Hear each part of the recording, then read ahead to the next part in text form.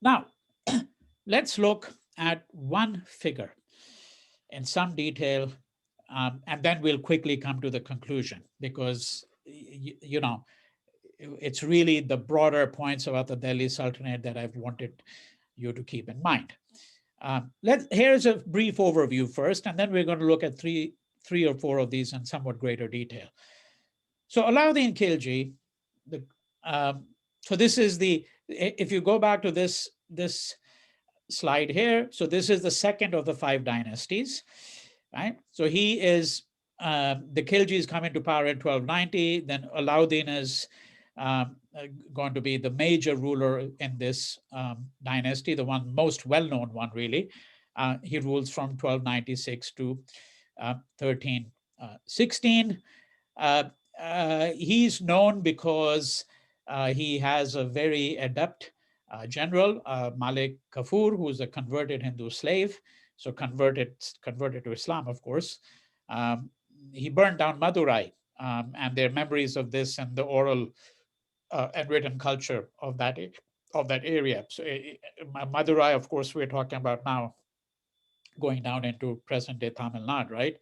And so therefore, we know that Allauddin Khilji had in fact penetrated into Deccan. So his Deccan campaigns actually are very extensive campaigns. He's very important because he repels invasions by the Mongols. There are stories that are told at that time that the Mongols who were killed by Allauddin Khiljis, that he would have the heads of these people put on a tower. So it's called a tower of heads. It's recorded in a number of these works that we have from that period of time. The idea was to obviously intimidate not just the Mongols, but to intimidate all dissenters, right? According to the sources, that this is how the vanquished are going to be treated. We will see that an actual principle where we have the concrete detail that Allauddin Khilji, in fact, acts otherwise, acts to the contrary of what this suggests to us. One of his main concerns, as is the concern of every ruler, was how to expand the wealth of his treasury. How does he bring revenues in? The revenues could come from loot, plunder. They could come from the imposition of taxes.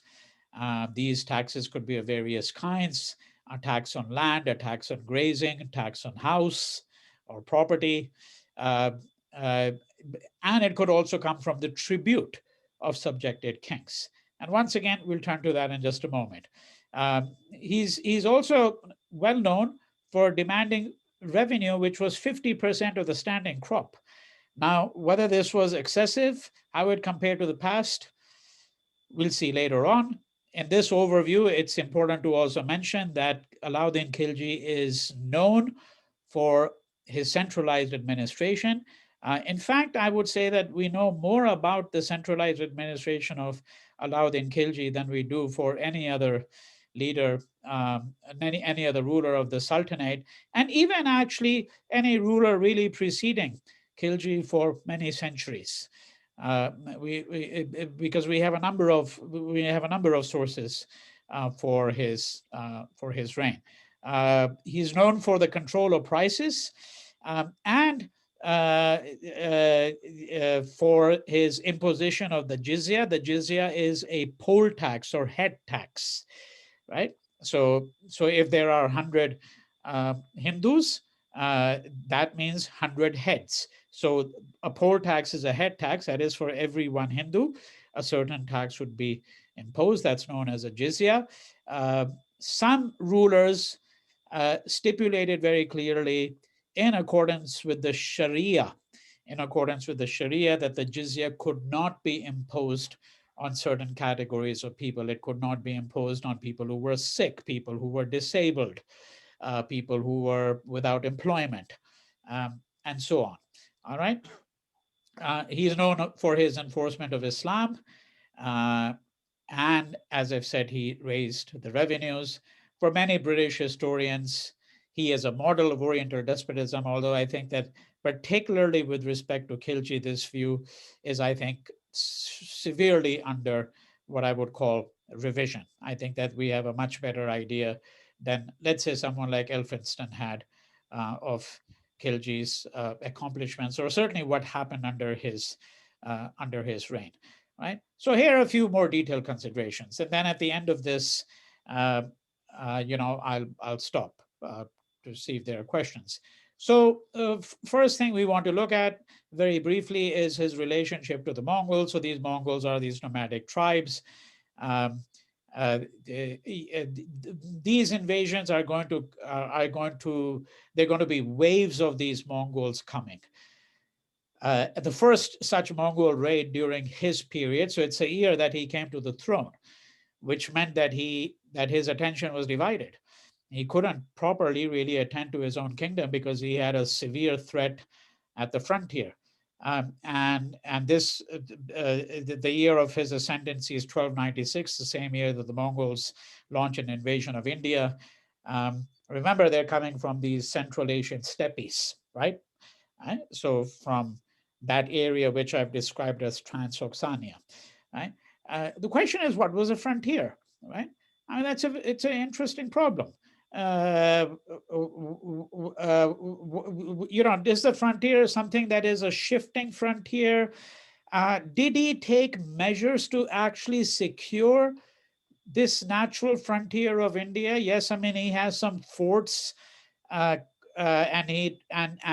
we know that later on he's going to try to strengthen this frontier defense, right? But he seems to open himself to attack. That is to say that he doesn't push the frontier. He lets the frontier be pushed, and then he has to always move back. So let me put it to you this way, very simply. With respect to the Mongols, Allauddin Khilji is always undertaking defensive measures. But with respect to the rest of India, he's undertaking offensive measures. So he launches, for example, invasions of the Deccan. He launches invasions of Chittor. Chittor is a great Rajput stronghold, And in 1303 he conquers Chittor. He conquers Chittor. When we come to, again, the British period, we could have done it now, but the proper time to do it is the British period. So the whole phenomenon of sati, widow immolation, a Hindu woman actually, when her husband dies, putting herself on the funeral pyre, for example. Well, the practice was called johar. Okay, this is when Rajput Hindu women came to the realization that their menfolk had been killed in war. Okay, and to prevent themselves from either being killed or raped or being enslaved, they would commit collective suicide, such as jumping into a well. All right. So Chittor is one of the places which is well known for this history. All right. So here what I'm suggesting is that on the one hand, it must be put down to his credit, okay, that Alauddin repels these Mongols repeatedly, several waves of invasion. So you look at this slide here very briefly, third year of his reign, we have another invasion, 1299. This time they come all the way into Gujarat, and they're driven out by Zafar Khan. Zafar Khan is the local king who's responsible in this case to Alauddin, one of his men, right? And the sources seem to suggest that he doesn't know. He doesn't have any prior information of these attacks, which is to say that he didn't really have a system of spies or surveillance beyond the frontier, which would have enabled him to know, all right, the possible threats to his kingdom. So that's the main point here, that he's able to repel the Mongols, but he's constantly undertaking these defensive actions. And with respect to the Rajputs and the Deccan, he undertakes what you might describe as offensive actions. Now, what was his relationship to the Deccan? right? Um, uh, and here's a provocative way of putting it. Were his excursions into South India pretty much what Muhammad of Ghazni's invasions were to India? Why did Muhammad of Ghazni invade India? He invaded India because he wanted to acquire the wealth of India. He looted and he plundered. Recall, he did not establish an empire. He did not put down roots and say, okay, I'm going to base myself in Delhi. He comes, takes the wealth, then comes again after a year or two. 16 times he comes. Right? That's what we know of Muhammad of Ghazni. So is that similar? Is what Alauddin did similar with respect to the Deccan? Was the Deccan simply just really that part of India which was beyond his frontier, beyond, as it were, let's just take the Narmada very broadly, that river as the natural frontier in a way, or whichever river we want to take, right? Um, was there the same relationship of simply exploitation? All right. Now, I don't doubt at all that he obtained plunder. Okay, he obtained plunder from these from his raids into South India. We know that, for example, the tribute that he got from Deogiri, also known as Devgiri, present-day Aurangabad. Aurangabad is in Maharashtra, and that's a place from which most people start their trip to Ajanta and Ellora, to those famous sites. All right, now he obtains wealth there. We know that the ruler of Deogiri was a Hindu by the name of Ramchandra, and that he had stopped paying tribute. Sometime perhaps around 1305, so Alauddin is now adamant, insistent that he wants to get this tribute. And because when a person pays tribute, that means that they accept the sovereignty of that person, all right, of that other ruler. So Alauddin is going to send his general Malik Kafur to subdue him, which he does. And then at that point, Ramchandra of Deogiri will start paying the tribute again. Usually, of course, the king would also exact some kind of penalty because he hadn't paid this tribute for all these years. Right? He sends Kafur to subdue Warangal. All right. Now, this is where I am suggesting that we can offer a different interpretation than the one which would say that Alauddin simply went down into the south of India, into the Deccan, because he was interested in loot and plunder. He is actually interested in something more than that. He wants to actually render these defeated territories into tributary states. Right? The difference being that when you go and loot and plunder, you take whatever you can, and then you try to do that again as often as you can. All right. Once you've exhausted the wealth of one place, then you go and do it another place. What Alauddin seeks to do is what the Mughals would do later on, what the British did later on. And that was that if you defeat a king, you take the territory of the defeated king and you try to see if that can become a tributary state. That is, that you have the defeated king accept your superiority. The defeated king says, I give you my allegiance and I'm going to give you a tribute. Every year I will send the equivalent of 100,000 gold coins as a tribute to you. Right? This, of course, not only enhances the prestige of Alauddin or whoever the king may be, it also brings revenue, and it's a sure source of revenue. It's a sure source of revenue. It's right, much as taxes are a sure source of revenue. Right? That's what I'm suggesting. And incidentally, one of the most interesting texts we have, which permits us to make such an interpretation, is a Jaina text. Okay, it's called Nabi Nandana Jinodhara Prabandh. written in 1336. So shortly after Alauddin's death, so he's writing a little bit later, and he says, going to Devagiri, he captured, this is what he says of Alauddin, going to Devagiri, he captured its ruler, but reinstated him. He doesn't kill the ruler, puts him back on the throne, there to serve it as it were a pillar of his victory, that this man is a testament to Alauddin's greatness. I'm letting you rule here, you just pay me tribute. And the other phrase that follows this one is even more interesting in some ways, because resembling Indra in prowess. Now remember, Indra is a Vedic god. And there you see that these Vedic gods are still sort of hovering there in the background, that Indra is still the supreme god in some peculiar kind of way, even in this Muslim universe.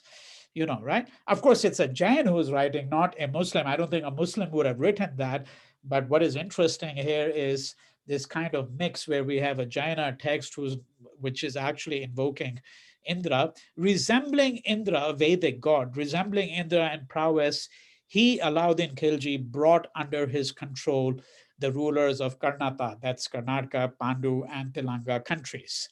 Right? So in short, what Alauddin was interested in was receiving tribute, but not actually increasing his own administrative expenditures. And if he could get tribute, then he wouldn't have to constantly undertake these expeditions. Now, one or two more things we're going to consider. We're going to consider the question of market reforms and the question of land reform. But I want to consider two more people. So there are three figures I'm taking from the Delhi Sultanate for us to look at. One is Allauddin Khilji. One is this scholar who is going to provide some of the main sources that we have for the Delhi Sultanate, particularly the period of Allauddin Khilji and the Tughlaqs. So that's a figure of Ziauddin Barani. And I want to look at the figure very briefly of Amir Khusrow. We might also very briefly look at the figure of Muhammad Tughlaq, and that's where we'll really stop. Okay, so who is Ziauddin Barani? He is born in 1285. So he's born in India. He's born in India. He's not an emigre, right? The family was already settled in Meerut and Bulandshahr. So you know that this is not far from the vicinity of Delhi, right? A couple of 100 kilometers, really effectively. He's a political thinker and theorist. He is the author of a work called the Fatwa-i-Jahangiri, which is a book that offers advice for Muslim kings. This is a well-known genre in the Muslim world. Many people compare Barani to Kautilya. I don't know if you remember him, the author of the Arthashastra, right, which was this text that we had looked at months ago. And sometimes he's compared to Machiavelli, the author of this great treatise called The Prince, which is on statecraft. I don't know if those comparisons are really necessary or compelling. What is certainly clear is that this genre is a well-known genre. And according to Muzaffar Alam, a leading historian of Islam in India who teaches at the University of Chicago, Barani was interested basically in the idea of a Muslim hierarchy in India and preserving an aristocracy of the elite. Now note what's happening here. What's happening here is that Islam has been in India now, okay, by the time of Alauddin.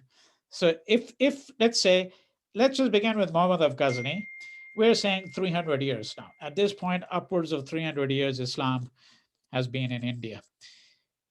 There was this whole question of class, as there is in every society, class within Islam, not caste, class, right? Who are the genuine Muslims? Are some Muslims superior to other Muslims? Are those Muslims who are born in India, how do they compare with the Muslims who have come from Central Asia, okay, who have come from the Turkish lands?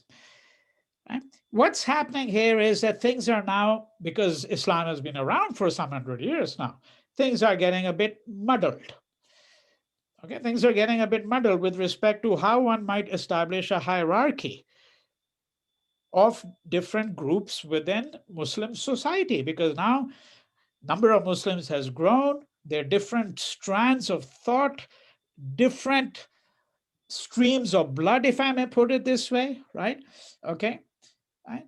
So Barani is in this work, what he's interested in doing is trying to sort through this and say, well, this is who the Muslim aristocrats are. Okay, and then you have all the other Muslim middle classes, lower classes, and all of that. And so Muzaffar Allah says that this attempt to preserve this aristocracy, to delineate rather, to show the features of it, was a conscious choice, I'm quoting him, exercised by Barani to serve the narrowly sectarian interests of the early Islamic regime in India. That is, that he was trying to establish the superiority of certain higher class Muslims in comparison to other Muslims. All right. And by the way, this idea is still there. So, the Ashrafs, the Sayyids, people who claim to be either aristocratic or people to be descended from the Prophet himself, right? That they have a higher status than other Muslims. But what is most interesting in some ways is in this book is that he says that, look, if a Muslim ruler simply imposes the jizya, this poll tax, and collects tribute from the Hindus, then effectively he's really no different than a Hindu ruler as such. Why? Because all he's really doing is he's increasing the revenues. To be a real Muslim ruler, Barani says, that ruler must conduct jihad. That's his obligation, to conduct jihad, holy war, uproot the false creeds, wipe out the infidels, enslave them, capture them, subdue them. That's what a Muslim ruler should really be doing. That is a Muslim ruler who follows the Sharia. But Barani recognized that this was not actually how the kings of the Delhi Sultanate acted. So for those, let's say, modern day Hindus who say, these Muslim rulers were barbaric, all they were interested in doing was, in fact, actually eliminating, killing the infidels, killing the Hindus. Barani, who is a staunchly pro-Muslim ruler, in fact says that the rulers of the Delhi Sultanate did not fundamentally act as Muslim rulers. Now, that doesn't mean we are obligated to follow him, because his standard for a Muslim ruler may be, hey, if you don't commit holy war all the time, then you're not really a proper Muslim ruler. We'd have to exercise a judgment, and then we'd have to take into consideration what else we really know about this period, right? And that's what's going to bring me to a number of other considerations about Allauddin Khilji. All right. The Hindus were in fact granted the status of what are called dhimmis, that is, protected persons. Now, two things we look at: market reforms of Allauddin Khilji. So the same historian that we have looked at, right? And I picked Barani there because even though he is writing some decades after the death of Allauddin Khilji, his work is still considered one of the two most authoritative books, okay? Perhaps the most authoritative books on the period of Allauddin Khilji. And notice one thing: we don't really have any Hindu sources. That's partly because, as I've argued all along, it's an argument that I made in my book, The History of History, that within the Hindu tradition, there is what we might describe as a real indifference to the historical narrative, to the very idea of history. Right? So when we are looking at the Delhi Sultanate, we're either looking at what Muslim historians themselves are saying about Muslim rulers, or we are looking at outside sources. Right? One of the outside sources, for example, is the travel narrative of this very famous traveler, Ibn Battuta, which I'll get to in just a few moments. Right?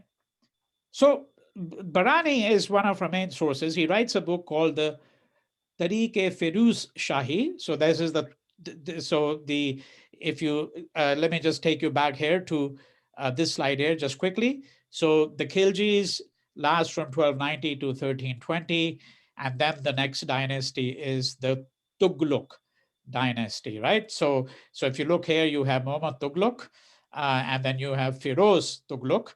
So if you go to Delhi today, there's a whole area called Tughlaqabad that's named after this Tughlaq, right? The Tughlaq dynasty over here.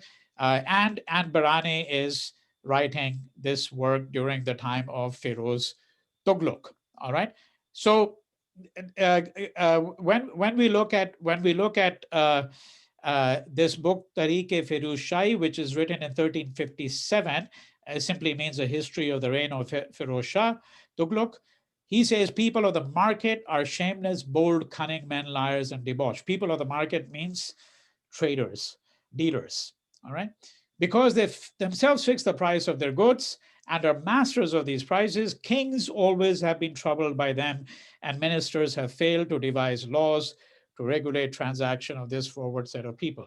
So why is it that Khilji found it essential to initiate market reforms? Because as Barani says, these traders, shopkeepers, they are unreliable. They deceive. They're cunning.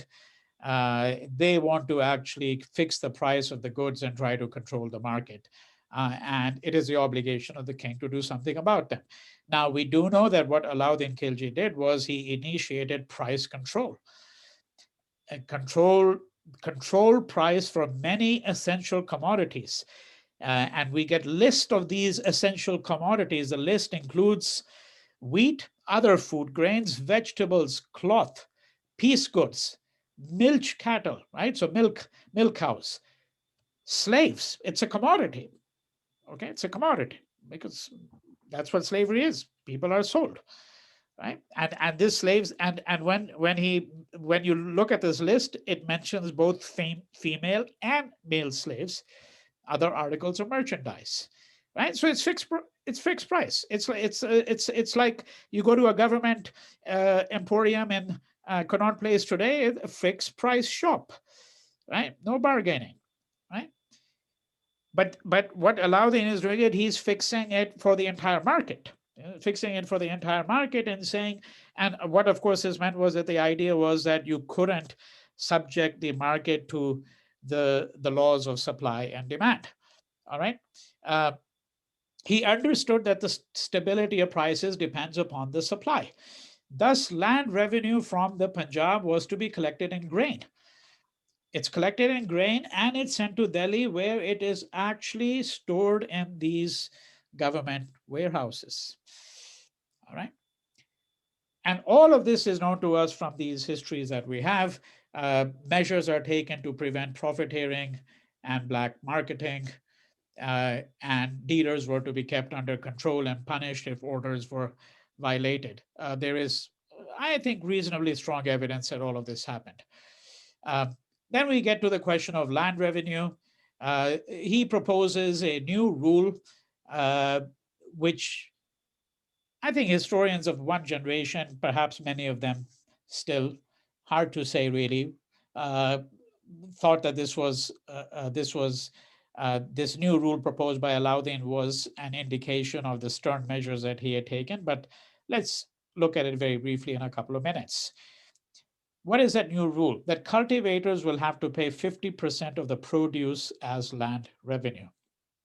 So if your produce is 100 quintals of wheat, then 50 quintals are going to be turned over to Alauddin's government. He sends a person who's obviously going to collect that, right? Now, if we say that 50% is excessive, we need a standard by which we can say that that's the case. Do we know what the land revenue was previous to this reform? We really don't. We don't know that. We don't have an idea Some people have speculated, maybe 25%, maybe 30%, but it's speculation. All right. Second question, was this on gross produce? Because if it was on gross produce, then the argument is that the actual revenue demand was more. Okay. Why? Because you have to factor the price of inputs, right? So if you're a farmer, same question is coming up today, and the farmers' rebellion that's taking place in India right now. Right? That when you're working in agriculture, the farmer has the price of inputs. So inputs includes such things as the cost of fertilizer, of seed, of pesticides, of water, electricity, everything he needs in order to get a crop. That's inputs, right? So whatever he gets at the end of the day, you have to deduct the price of inputs and then say, so was this deducted or was it not deducted, right? When the revenue demand was actually made. This means, of course, that we have to make a distinction between gross produce and net produce. Whether such a distinction was made, no one really knows at that time, that is. All right. But it has been suggested that if you add the grazing tax, so the grazing tax is a tax that is paid by farmers to graze their animals. It's very likely that many farmers would have paid such a tax. The extent of that tax would have varied, of course, according to how many such animals they had. What was their livestock? If they had 100 heads of cattle as opposed to 10, obviously the grazing tax would have been very different for someone having 100 as opposed to another person having 10 head of cattle, right? House tax, unlikely that most people in the rural area would ever had to pay that, because most of them wouldn't have had anything that we might describe as remotely like permanent homes. It would have been thatched huts at best. So that was probably paid more by people in urban areas, right? So, but if you include the grazing tax and perhaps the house tax, to the extent it was paid by anyone, perhaps the taxation may have been 75 to 80%, which would seem to be exorbitant. But again, we have to be a little bit tentative on this. Could he have gone higher than 50%? Because I think, as I've said, the house tax unlikely to have been paid by most peasants. The grazing tax, perhaps a few percentage points there. So I don't think it was 75 to 80% for most people in India, certainly not in rural India. But why did he even stop at 50%? Is this because that's the highest amount sanctioned by Islamic law? That's what some Muslim scholars say.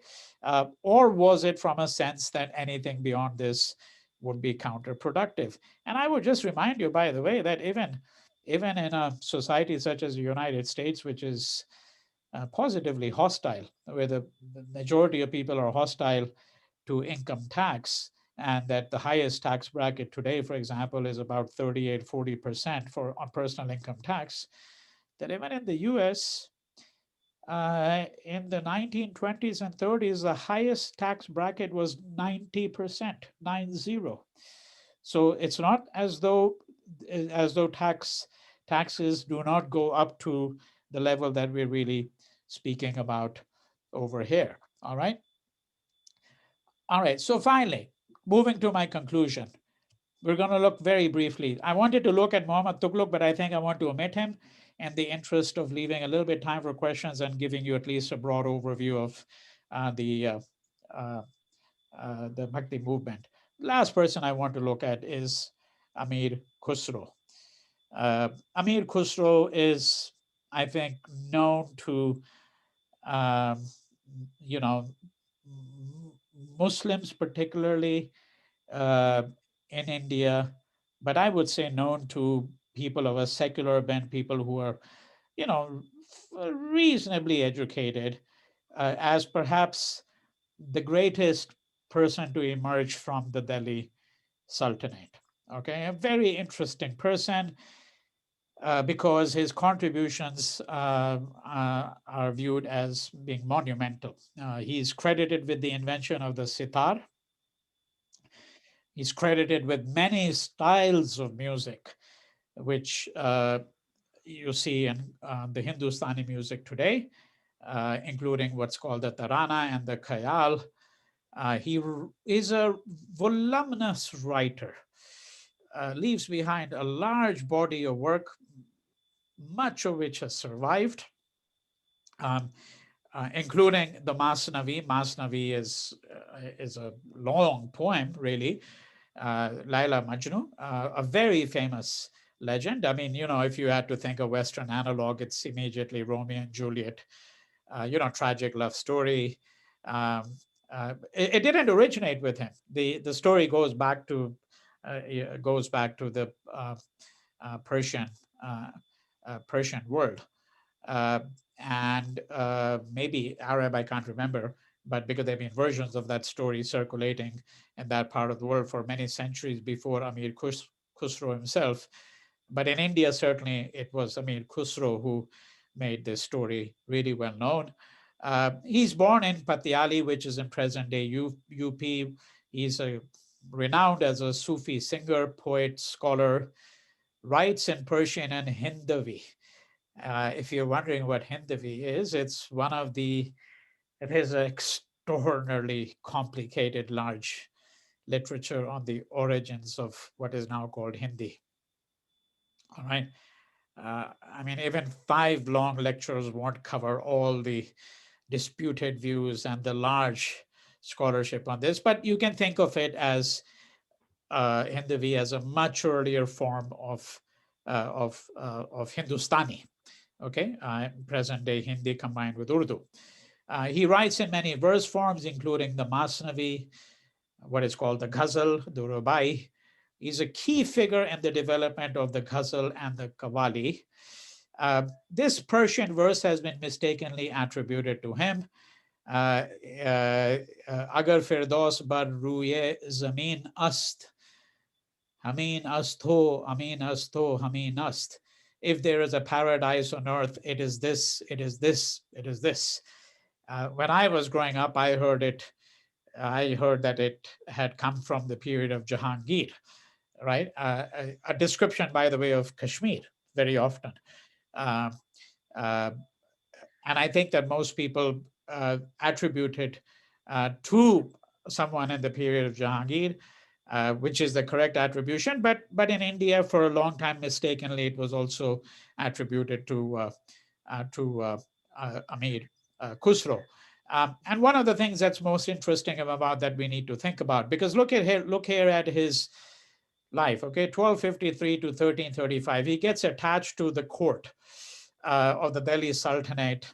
And if you look at this timeline over here, so that I have over here, so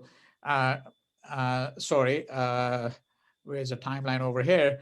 So 1253.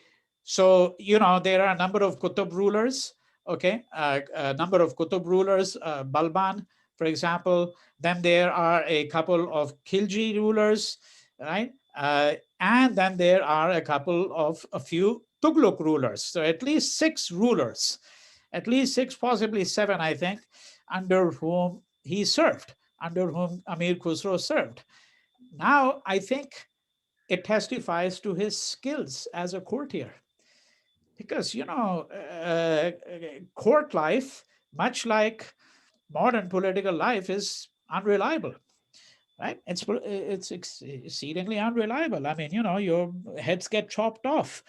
I mean, we're in the United States in December 2020, and under Trump, a person can be appointed to an office and dismissed in 15 days, kind of fired summarily. Now, this Amir Khusrow is a courtier. He lives through 6, 7 of the kings, that is, that they're patrons. He somehow has the ability and the skill not to fall on their bad side, right? And he humors them. He has the intelligence to be able to function in a court, and they're all sufficiently pleased with him that they extend their patronage to him. That itself is actually a remarkable teacher.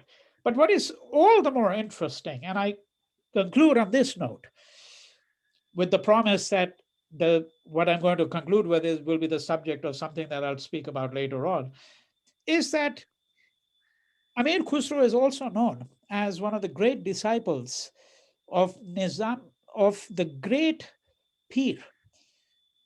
Some would say the greatest Pir, the greatest Sufi teacher who establishes what becomes one of the greatest Sufi orders in India, right?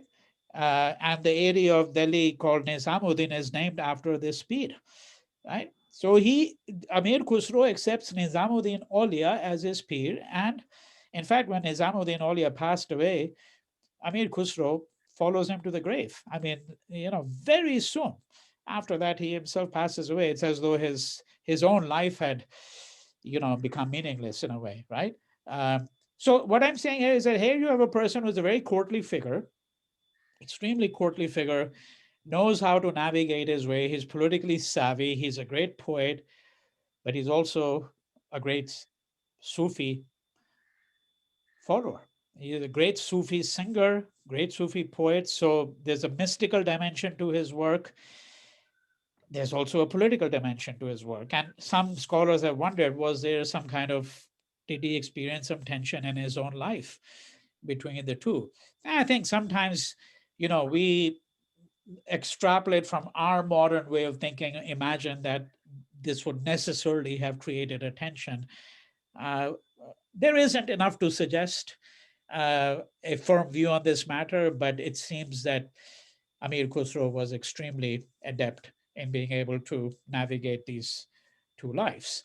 A few scholars have inclined towards a more communalist way of thinking, have suggested that he had an animus against Hindus. So, for example, in one of the texts, he condemns the rebellion of the Hindus in a certain portion of the Delhi Sultanate. But the question you'd have to ask yourself is he condemning it because they're Hindus, or is he condemning it because it's a rebellion and that he disapproves of rebellion? Remember, he is a man who accepts the patronage of the sultans of Delhi for 5-6 decades, right? Right. So, and here is just this is the Qutb Minar. So this was which stands in Delhi, of course, and this was put up by the founder of the dynasty. Shortly after he assumed power, Kutubuddin Aibak, right, who died in 1210, put up at his uh, orders. It is said that I don't know if you've been there, but if you go inside to the complex, there's a complex there because there's a masjid there as well and all of that, that you can see signs where uh, uh, signs of disfigurement, signs which show very clearly where statues were removed. And this is a subject I'm going to talk about later on when I look at architecture at some point. But this is what is called spoliage. And it is not a feature that is particular to Muslims by any stretch of the imagination, but very often monuments of victory or mosques, some such places which establish the dominance of a person who subscribed to a different faith than the faith of the people he conquered, that this ruler would actually use the rubble, would use the portion of the monuments that he destroyed and use that to rebuild another monument, right? So, in other words, the remains of Hindu temples, for example, and Jain temples or other kinds of structures were unquestionably probably used, or an existing structure in part. Of course, this minar, the Qutb Minar, was built, but the adjoining complex suggests that there were already monuments there. And then in that case, when the Muslims take over, what they will do is they will remove anything that smacks of idolatry, right? Any representational figures. All right. So that's, I think, what I really want to say about the Delhi Sultanate.